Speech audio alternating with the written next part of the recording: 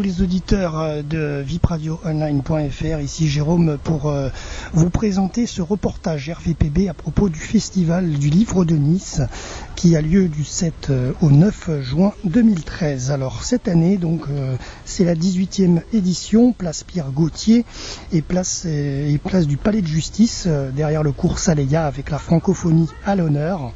Alors le président d'honneur cette année, c'est Amin Malouf qui siège à l'Académie française sur le fauteuil de Claude Lévi-Strauss. Directeur artistique France-Olivier Gisbert. 200 auteurs sont au rendez-vous. Alors il y a notamment, il y avait la soirée d'ouverture jeudi 6 juin au Jardin des Arènes de Cimier. Aujourd'hui il y avait des lectures à 15h30 et à 19h30.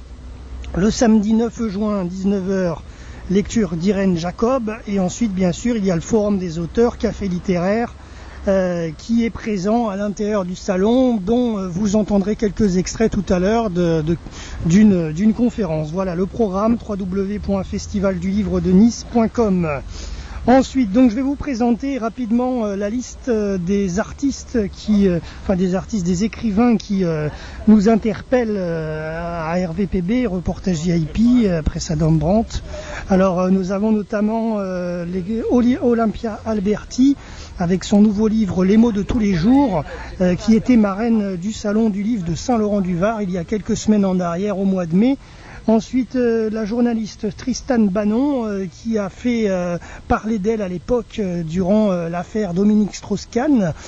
Tristan Bannon, qui sera en conférence littéraire tout à l'heure et que vous pourrez écouter en présentant son livre Le début de la tyrannie. Ensuite, le maire adjoint de la ville de Nice, Olivier Bettati, qui d'ailleurs, je crois, est dans le salon, donc je pense qu'on le croisera.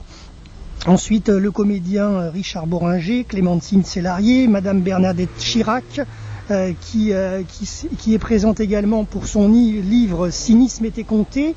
Et d'ailleurs, Bernadette Chirac sera samedi 8 juin,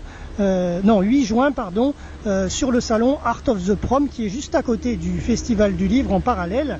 Et Bernadette Chirac sera au salon demain, samedi.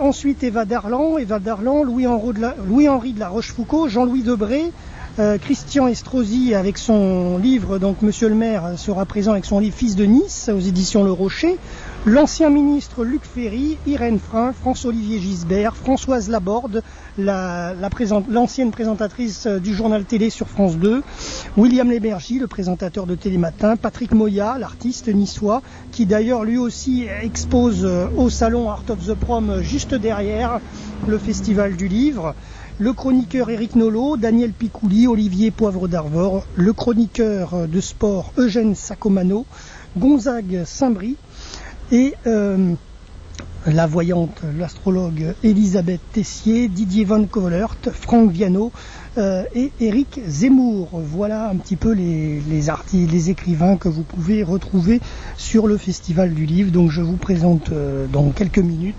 ce reportage RVPB juste derrière la pause musicale. Et d'ailleurs je tiens à remercier nos artistes RVPB qui nous accompagnent durant ce reportage, à savoir notamment Lucia Mills, Alvaro Esdras, Pascal Delagaré, Boudax et Jean-Philippe qui nous accompagnent pour ce reportage RVPB sur le Festival du Livre de Nice du 7 au 9 juin 2013.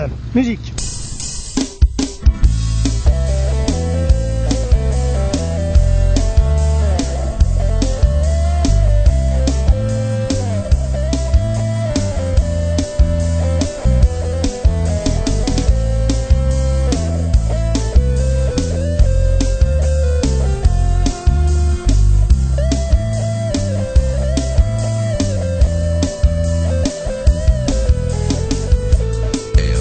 Preciso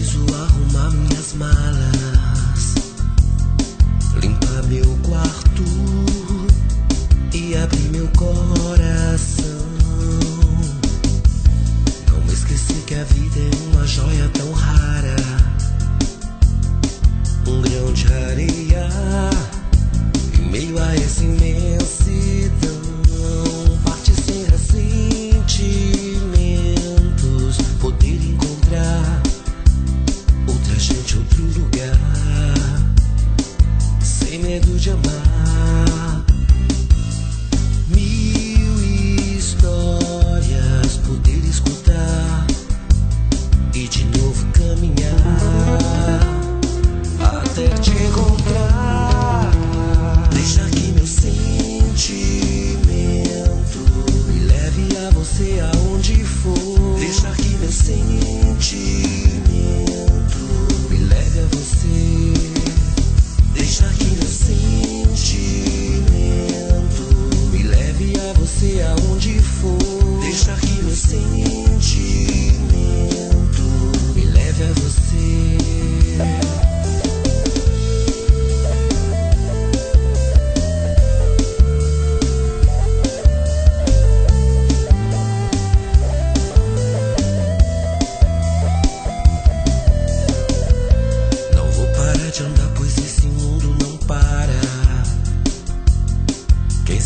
Navegar, outros mares descobrir e não perder de vista a liberdade é tão cara. Quero poder cantar, quem sabe até fazer sorrir. Chega sem maus sentimentos, poder te abraçar, sem medo compartilhar uma mão ou um olhar. Mil amigos poder encontrar e sem medo de sonhar, de poder sonhar. Deixar que meu sentimento me leve a você aonde for. Deixar que meu sentimento me leve a você. Deixar que meu sentimento me leve a você aonde for. Deixar que meu sentimento me leve a você.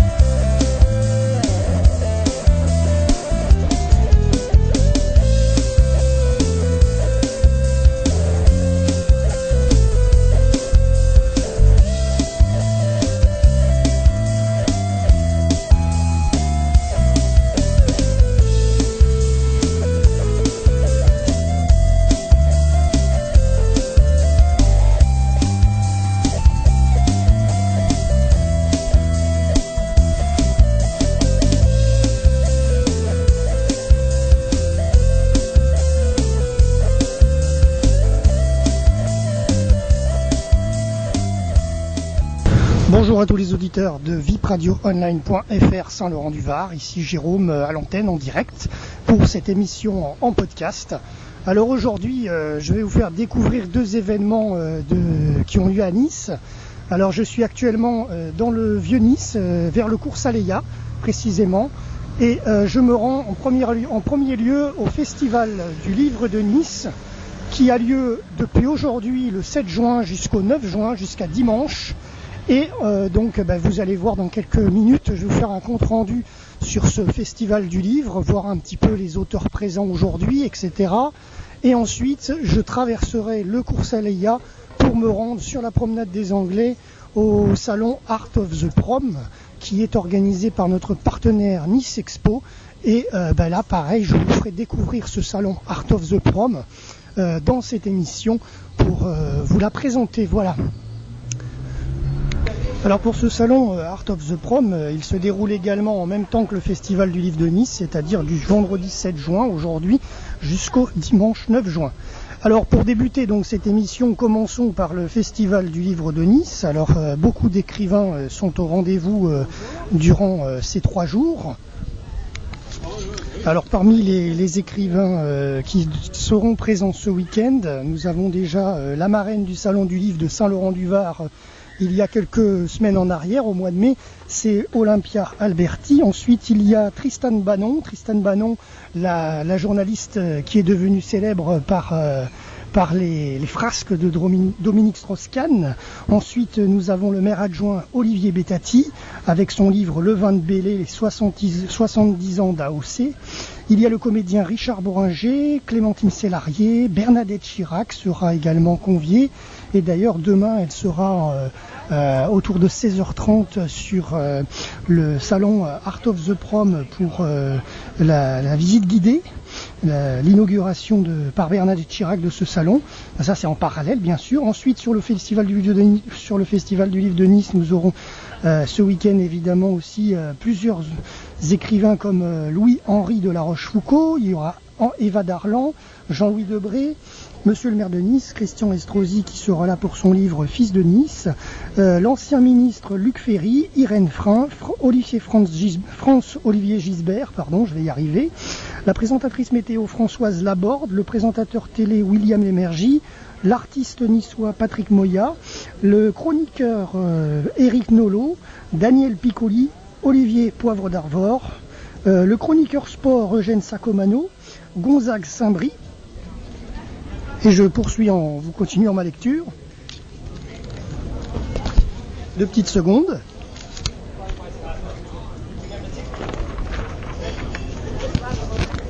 Voilà, je reprends l'antenne, c'est le direct. Didier Van Covelert aussi sera présent sur ce salon du livre. Franck Viano, qui a écrit un livre Mon ami le mal et qui travaille à la mairie de Nice. Le chroniqueur Éric Zemmour, voilà. Ça c'est pour les artistes assez célèbres qui seront présents notamment et les personnalités que nous essaierons de rencontrer durant ce festival aujourd'hui. Nous verrons si on peut aller les voir de plus près et parler un petit peu avec eux. Ensuite sur ce festival du livre de Nice, il est place Pierre Gauthier. Là je m'y trouve actuellement, donc devant le palais de justice au Cours Saleya à Nice. La francophonie est à l'honneur cette année, c'est la 18e édition. Le président d'honneur c'est Amin Malouf, académicien qui siège à l'Académie française bien sûr et qui d'ailleurs occupe le fauteuil de Claude Lévi-Strauss. Ensuite le directeur artistique c'est François-Olivier Gisbert. 200 auteurs sont donc au rendez-vous. Alors au niveau des rendez-vous, plusieurs soirées sont préparées. Le jeudi 6 juin, c'était hier, c'était la soirée d'ouverture du festival au Jardin des Arènes à Cigné. À 19h15, il y avait un concert. Et vendredi, c'est-à-dire ce soir, cet après-midi d'ailleurs, là, dans quelques minutes, ça doit déjà être parti. C'est au CUM, au Centre universitaire méditerranéen, le long de la promenade des Anglais, à 15h30, lecture du passage d'ouvrage par Astrid Veillon. Ce soir, 19h30, lecture d'Amin Malouf, le président, et de Clémentine Sélarié. Samedi 9 juin, 19h, lecture d'Irène Jacob. Forum des auteurs, café littéraire animé par le journaliste Patrick Zer. Tout le programme est bien sûr disponible sur le www.festivaldulivredenice.com. Voilà, je suis devant l'entrée. Alors évidemment, vous allez peut-être vous en douter, mais le Festival du Livre cette année n'est pas dans les jardins Albert Ier, puisque c'est en travaux. Il y a la coulée verte qui va arriver d'ici peu au niveau des travaux. Les travaux vont donner naissance à la coulée verte dans quelques mois. Et donc du coup c'est pour ça que cette année le Festival du Livre de Nice a été délocalisé sur la place Pierre Gauthier. Voilà, alors je vous laisse avec nos artistes RVPB tout au long de cette émission qui vont nous accompagner pour écouter la programmation musicale. Donc je vous laisse actuellement en musique et on se retrouve juste après pour le retour depuis le Festival du Livre à l'intérieur des salons. Je vais m'y rendre et je vais vous commenter tout ce que je peux voir de visu et je prendrai des photos pour vous les mettre évidemment sur nos blogs et réseaux sociaux. A tout de suite, bonne musique sur RVPB.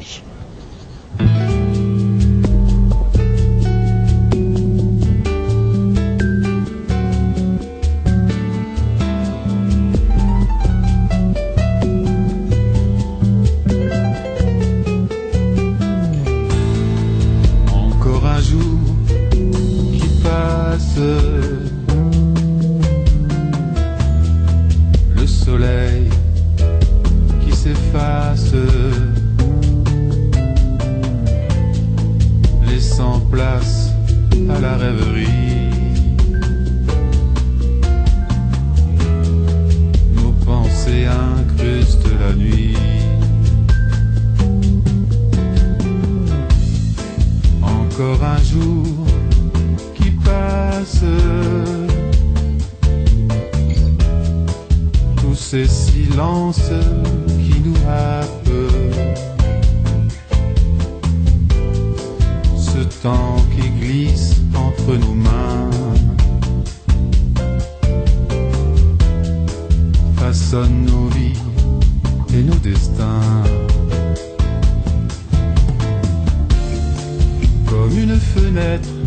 qui s'en trouvent. Le temps s'enfuit, le temps s'écoule, nous laissant seuls avec nos songes et nos désirs, nous laissant face à l'avenir.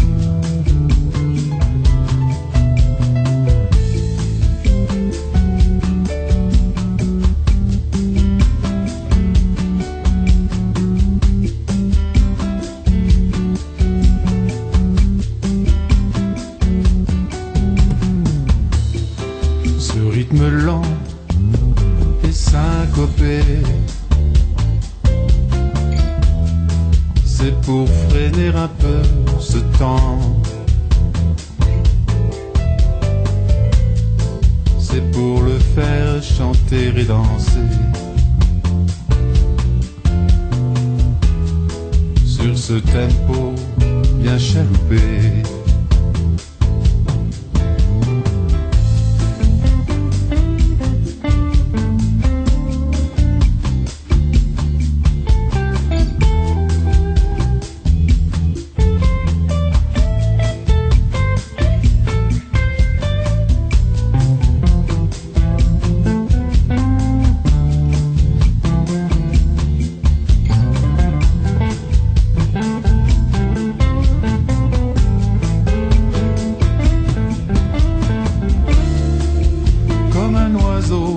Qui s'envole, le temps s'enfuit, le temps vole, nous laissant seuls avec nos songes et nos désirs, nous laissant face à l'avenir.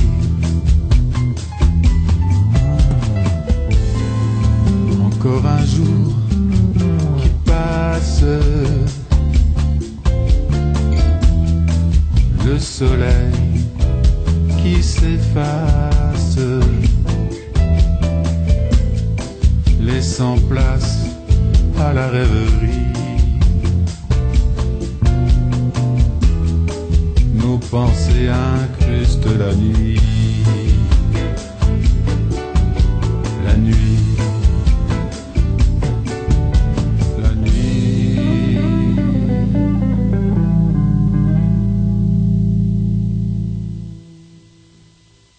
Voilà, de retour sur ce festival du livre de Nice. Je suis actuellement au milieu du public en train de faire le tour des stands.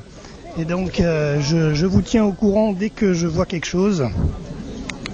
Alors on visu notamment en premier artiste l'écrivain Olympia Alberti avec son nouveau livre Les mots de tous les jours aux éditions Le Passeur que je viens de croiser sur le salon à son stand. Olympia Alberti qui était marraine du salon du livre de Saint-Laurent-du-Var qui a eu lieu en mai dernier. Alors on peut rappeler également que ce festival du livre de Nice, donc du 6 au 9 juin, est un événement très sympathique puisque en plus il est gratuit, hein, bien sûr, donc le public va et vient au milieu des stands actuellement et il n'y a pas d'entrée payante, hein, donc ça c'est un grand plus pour les festivals qu'il peut y avoir également. Alors il y a également actuellement un café littéraire, conférence débat avec le public et le journaliste Patrick Zer qui est là et qui a un invité à côté de lui et qui répond à ses questions. Je m'en approcherai tout à l'heure de cette conférence une fois avoir fait un peu le tour des stands pour vous. Jean-Louis Debré présent sur le salon, sur son stand. Pierre Brocky également présent à son stand aussi. Pierre Brocky que nous avions interviewé il y a quelques années maintenant sur ce festival justement puisqu'il est écrivain, ancien professeur et habitant d'Antibes et donc il est venu avec son nouveau livre cette année sur le festival du livre de Nice. Franck Viano, qui est de la ville de Nice, également il est là pour tenir son stand également aujourd'hui. Voilà, donc le tour a été fait pour RVPB.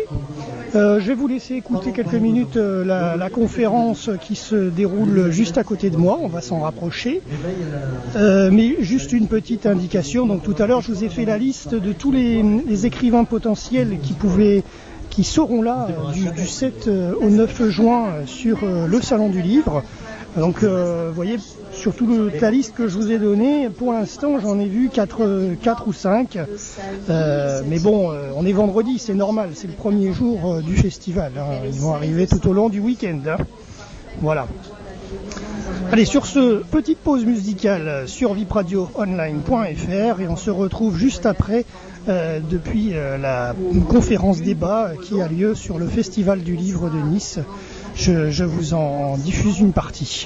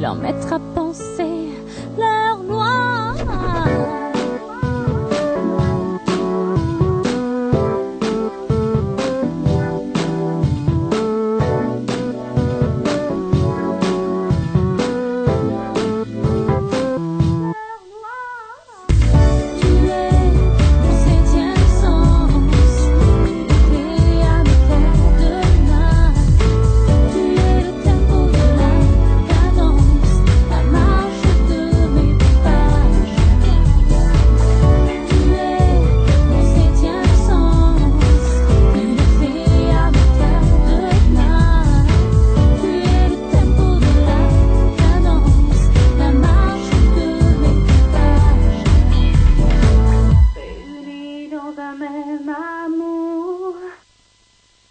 de retour en direct sur ce festival du livre.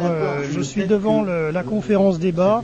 Devant moi, Patrick Zer, le journaliste, Françoise Laborde. Alors tout à l'heure, j'ai fait une petite lapsus. Je vous ai dit Françoise Laborde, la présentatrice météo. C'est faux, c'est sa sœur. C'est Catherine Laborde, la présentatrice météo. Et là, c'est bien Françoise Laborde, ancienne présentatrice du journal télévisé sur France 2, qui est en face de moi dans cette conférence débat. Voilà. Et juste à côté de Patrick Zer, la deuxième invitée dans cette conférence, je n'ai pas son nom parce que je viens d'arriver sur la conférence, mais je suppose que c'est Tristan Banon. Voilà. Donc elle a son compagnon avec qui ça va être. Elle vous a expliqué le livre? C'est surréaliste quand même. Mais d'ailleurs, nous sommes dans une séquence où effectivement c'est l'écrivain qui présente son ouvrage, mais j'ai eu tort de ne pas le présenter avant. Françoise, vous allez discuter entre vous. Nous, on a dit Mère Genevois, effectivement, ça ne veut rien dire. Votre témoignage, c'est quand ma mère me rendait folle. Il y a beaucoup d'histoires de sœurs, il y a beaucoup d'histoires de famille. Il y a cette chose que, bon, moi, qui m'a hanté pendant des années, maintenant c'est fini, puisque je ne fais plus vraiment beaucoup de micros. Mais c'est vrai que quand on est journaliste, audiovisuel, de radio, de télévision, qu'on craint de perdre sa voix, c'est quelque chose d'épouvantable. Oui, et c'est vrai que c'est d'autant plus épouvantable qu'on peut pas l'avouer et on peut encore moins se l'avouer à soi. Françoise Laborde, qui commente son livre, puisque son livre s'intitule Muette aux éditions Gazwitch. J'ai exercé mon métier de journaliste à la télévision avec ce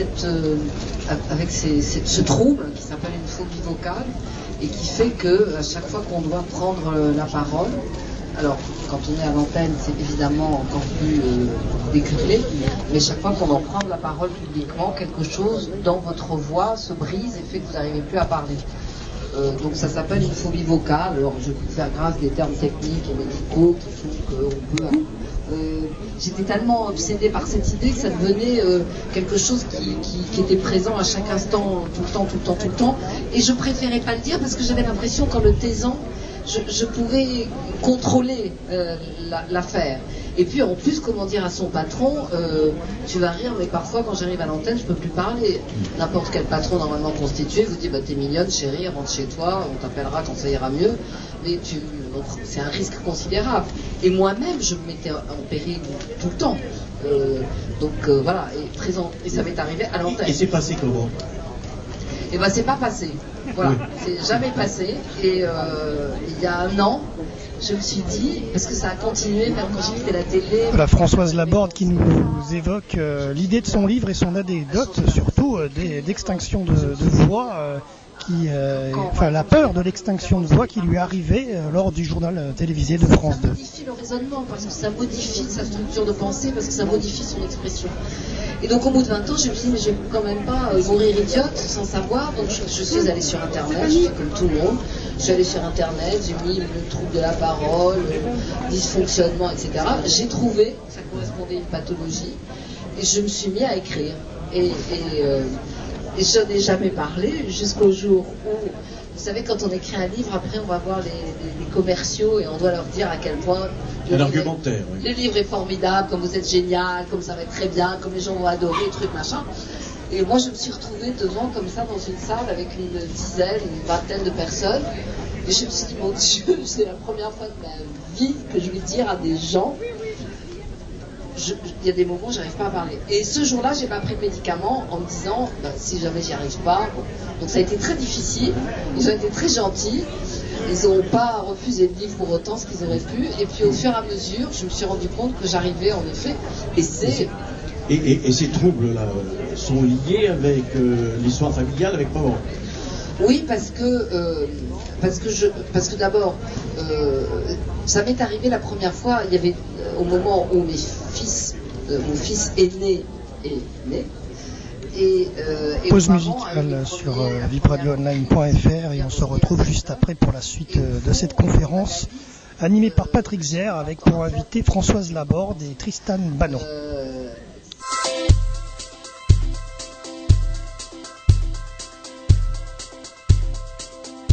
Je pourlèche mes lèvres d'envie. Dès que je suis devant, je subis. Ça me titille les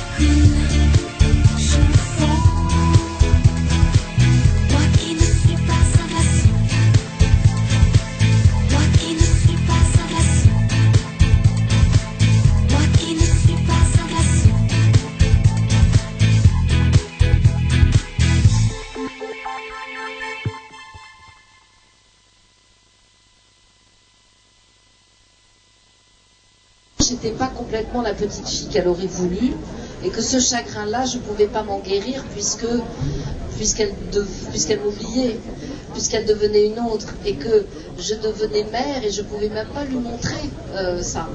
Et au fond, il y a eu quelque chose de très troublant dans ces deux épisodes, parce que moi j'avais tendance à dire que j'étais des trois sœurs, celle qui était capable d'avoir le plus de distance, d'avoir de l'humour, d'avoir conscience de la dérision des choses, de trouver qu'il y avait une sorte d'absurdité dans cette maladie qui faisait que je pouvais en rire. Mais au fond, j'étais quand même fracassée puisque je perdais ma voix quand elle devenait démente. Et il y avait quelque chose de très douloureux parce que elle est devenue en même temps, quand elle me disait mais qui es-tu, mais qui es-tu? Alors je disais mais je suis ta fille maman. Elle me disait ah non, j'ai jamais eu d'enfant. Et ça me faisait rire, mais ça me faisait vraiment rire. Et en même temps elle me disait, et puis j'ai mis du temps à me dire mais au fond ça te faisait rire parce que c'était vrai. Parce qu'au fond elle disait quelque chose que tu ressentais, c'est-à-dire que j'étais pas complètement sa fille. Et elle me disait mais tu es bien jolie. Je me disais puis là c'est la première fois qu'elle me fait des compliments de ma vie quoi. Je veux dire quand elle me reconnaissait, elle me trouvait pas si. Donc il y avait quelque chose voilà qui s'est dénoué à ce moment-là et qui fait que sans doute ça a été des douleurs et que comme moi je ne suis pas quelqu'un qui veut avouer mes faiblesses, et ben voilà c'est je lisais un papier tout à l'heure en venant d'une journaliste du Monde à propos d'un homme politique, c'était le corps trahi en premier. Et ben voilà, il y avait quelque chose que je disais pas et du coup j'en ai perdu la. Par rapport à cette perte de voix, j'ai connu, peut-être que vous l'avez connu aussi, Françoise, quelqu'un qui a créé un livre qui s'appelle Je crie mais vous n'entendez pas, une journaliste radio qui s'appelle Chantal Cardinès, qui a perdu complètement la voix et qui n'a plus jamais pu exercer son métier. Donc c'est. Moi je voudrais juste dire, parce que je l'ai lu ce livre, et que raconter, comme vous le dites tous les jours, c'est un livre médical et pas du tout en fait. C'est surtout un livre absolument sublime, mais elle ne sait pas en parler. François, c'est la moins bonne personne pour parler de ce livre d'ailleurs. Et c'est surtout un merveilleux livre sur les rapports avec la fin de la vie de sa mère. Et c'est vraiment sublime, et le fait que ce soit tombé sur... Tristan Bannon au micro de cette conférence qui a fait un nouveau livre, Le début de la tyrannie, aux éditions Julliard. Paralysie des mains, que ça m'aurait à moitié étonné. C'est pas faux. C'est pas faux. Oui, c'est les symptômes qui sont provoqués par les troubles. En ce qui concerne Tristan, je ne sais plus comment aborder votre ouvrage. C'est assez compliqué quand on n'a pas lu le livre. Oui, c'est compliqué. Mais non, mais ça faisait partie aussi de la... Allez-y, je vous regarde. Non, on a dit qu'on dans ces séquences, on donnait la parole aux écrivains pour qu'ils rendent son ouvrage. On va élargir au rapport fille-mère. Est-ce que ces rapports fille-mère, aujourd'hui, sont plus difficiles qu'il y a quelques années? Est-ce qu'il y a plus de mères toxiques ou plus de filles qui se trouvent que leur mère est toxique? J'en sais rien du tout, puisque je ne connais que je connais que par principe que ma génération. J'ai un peu de mal à parler je pense qu'il y a toujours eu des mères toxiques, ce qui est certain. Mais alors là, on va parler tout autre chose que de mon livre. De toute façon, c'est plus simple. Parce que ce qui est certain, en revanche, c'est qu'à partir du moment où aujourd'hui, les techniques et les habitudes permettent aux filles d'avoir l'air de femmes très tôt. On était très choqués avec Françoise dans l'avion de voir des jeunes filles qui doivent avoir peut-être 10 ans de moins que moi et qui ont l'air d'en avoir 10 de plus parce qu'elles sont habillées comme des femmes, elles sont maquillées comme des femmes, et des femmes plus âgées qui restent jeunes très très longtemps. Donc sans doute, j'imagine, mais je ne suis pas sociologue, mais sans doute que la proximité physique et même des goûts, enfin moi je vois des femmes de 50 à 60 ans aller en boîte de nuit avec leurs filles, ça me perturbe un petit peu. Je pense que forcément ça crée des relations entre mère-fille très complexes. En ça, c'est peut-être sûrement plus prégnant aujourd'hui qu'il y a 20 ou 30 ans. Voilà. Attends, c'est gentil d'avoir répondu à mes questions. Voilà, j'ai essayé. Présentez-nous votre livre. Allez. Eh ben mon livre, je peux pas en dire grand-chose de plus. Pause musicale sur vipradioonline.fr et on se retrouve juste après pour la présentation du livre de Tristan Bannon.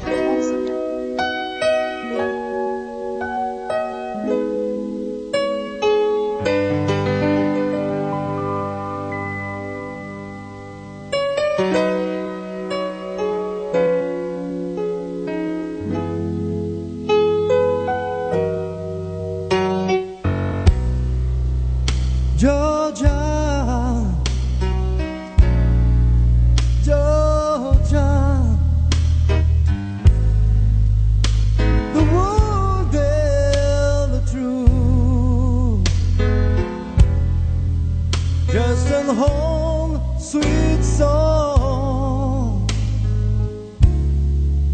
Keep the Georgia on my mind.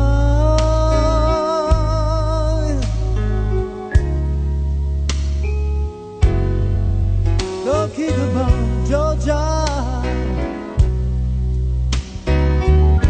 I'm in Georgia. The song of you. Come and sweet and clear in the moonlight through the pine.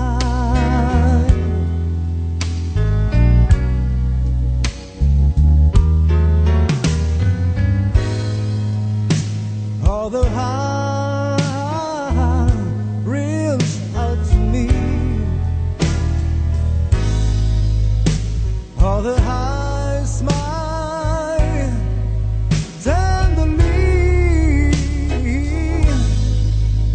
Still the peace of fool. Dream I see the road leads back to you. Georgia, sweet Georgia. No peace I find. Just an home, sweet song. Give the Georgia. Oh, my mind.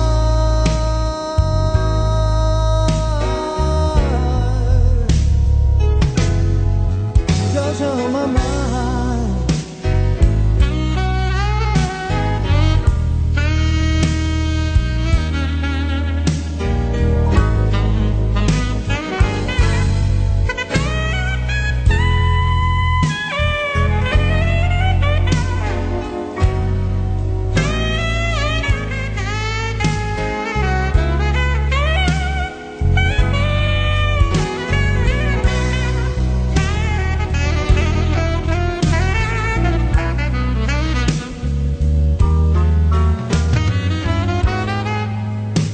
All the harmonies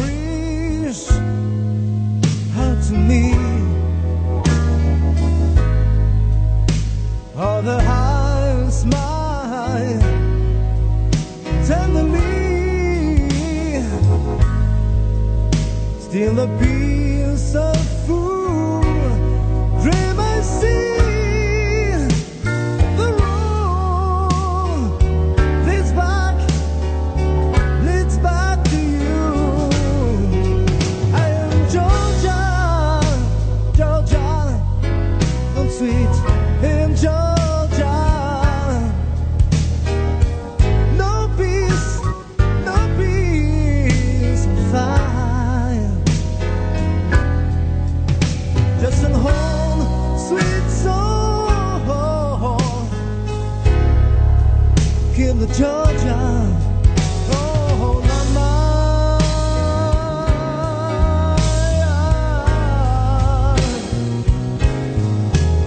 Just an home, sweet, sweet, sweet song.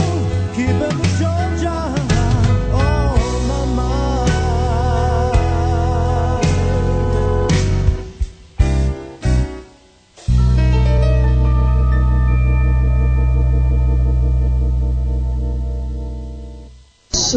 Qui se dit que quand sa mère va disparaître, il faudra bien qu'il en reste quelque chose de joyeux parce qu'on a tous envie d'avoir des bons souvenirs avec sa famille et encore plus avec sa mère. Et donc elle se dit, il reste en gros 3-4 mois à vivre à ma mère, elle a un cancer grave, je vais l'emmener en voyage et on va faire des photos avec, voilà, ça va être merveilleux. Et finalement, ça montre à quel point il n'y a pas de mère toxique sans fille toxique, puisque, et d'une, il faut accepter cette omniprésence de la mère pour qu'elle soit toxique, parce que sinon il suffit de lui répondre, hein, et à ce moment-là il n'y a plus de mère toxique. Et c'est une relation quasi masochiste, puisque quand cette fille dit à sa mère « je t'emmène à Cuba, ça va être merveilleux », elle ne lui demande absolument pas si sa mère a envie de faire ça de ces derniers mois. C'est terriblement égoïste, et finalement, il y a peut-être une idée que les mères toxiques font des filles égoïstes et qu'il y a une relation masochiste entre les deux, un peu comme les femmes battues avec leur mari, c'est qu'elles s'en plaignent énormément, mais elles savent plus s'en séparer. Et cette idée de vouloir absolument kidnapper presque sa mère pour ces derniers mois et la forcer à faire quelque chose où finalement elle lui demande même pas si elle en a envie, c'est un peu ce que j'ai voulu montrer, parce que dans les journaux on nous cave un peu la tête avec les mères toxiques, voilà, c'est les méchantes et les filles c'est des pauvres petits anges. Oui, parce que par principe ça a commencé, enfin comme dans les cours de récré, c'est elle qui a commencé, chronologiquement c'est pas possible autrement, mais il n'empêche qu'au bout d'un moment, c'est à la fille de décider qu'elle n'accepte plus la toxicité de sa mère. Voilà un petit peu l'extrait de cette conférence que le public est en train de suivre sur ce café littéraire du Festival du Livre, donc avec Tristan Banon, la journaliste, et Françoise Laborde. Voilà, donc vous avez écouté un petit peu les extraits de cette conférence débat Mère, je vous hais, animé par Patrick Zer avec Françoise Laborde et Tristan Banon à 16h15 aujourd'hui, vendredi 7 juin. Juste avant, je vous en ai parlé, c'était Vladimir Fedorovski qui était en interview avec le journaliste pour le roman des Tsars. Et à 16h45, il y aura une rencontre avec Valérie Tongkyong, lauréate 2013 du prix Nice Baie des Anges. Voilà pour le programme de vendredi 7 juin. Vu monsieur Olivier Bettati à travers le salon, qui est venu, donc comme je vous avais dit tout à l'heure, pour son nouveau livre Le vin de Belley, 70 ans d'AOC aux éditions Verlac. Olivier Bettati, maire adjoint de la ville de Nice. Petit stand également consacré à Nice Matin, qui, je le suppose, fait aussi des conférences, débats avec ses lecteurs. Voilà, je suis juste en face du stand. Voilà, donc je m'apprête à quitter ce festival du livre pour me rendre sur le salon Art of the Prom. Mais juste avant, je vais vous donner les rendez-vous de quelques conférences qui sont importantes à mon avis sur la place Pierre-Gauthier au débat forum des auteurs animé par Patrick Zer. Rendez-vous donc déjà ce soir, biographie historique avec Gonzague Saint-Brie, Guy Letiec et Patrick Banon. Ensuite, le samedi 8 juin, il y a la conférence polémiste avec Éric Nolot et Éric Zemmour à 14h. Cynisme était compté 15h avec Bernadette Chirac et Corinne Paolini. 15h30 en tête-à-tête avec Marcel Pagnol avec William Lémergie. Qu'est-ce que je peux vous donner d'autre également? 18h40, petit traité de l'amour avec de l'amitié avec Elisabeth Tessier, l'astrologue. Également dimanche 9 juin, 14h15, La femme de nos vies avec Didier Von Kovelert. 15h, Ces femmes qui ont réveillé la France avec Jean-Louis Debré et Valérie Bochenek. Voilà un petit peu les écrivains que j'apprécie et que je peux vous conseiller d'aller voir sur ce forum des auteurs de ce week-end au Festival du Livre. Voilà, pas le temps de s'attarder. J'avais dit si je peux faire quelques interviews, j'en ferai, mais là j'ai vraiment pas le temps vu l'heure, donc je quitte le Festival du Livre. Tant pis, c'est pas grave, pour mieux me rendre sur la promenade des Anglais dans quelques minutes après une pause musicale sur VIP Radio Online, et on va se rendre au salon Art of the Prom qui est organisé par notre partenaire nicexpo.com sur donc l'art et les cultures. Voilà, je vous retrouve dans quelques minutes pour vous présenter déjà ce salon et ensuite pour y être à l'intérieur de ce salon pour vous. Voilà, merci à vous, chers auditeurs, de nous avoir écoutés en direct sur cette émission enregistrée en podcast depuis le cours Saléa, précisément, sur le Festival du Livre de Nice. Merci à vous de nous avoir écoutés à l'antenne sur le www.vipradioonline.fr. Merci à nos artistes RVPB également pour la programmation musicale et rendez-vous très prochainement pour un prochain reportage VIP.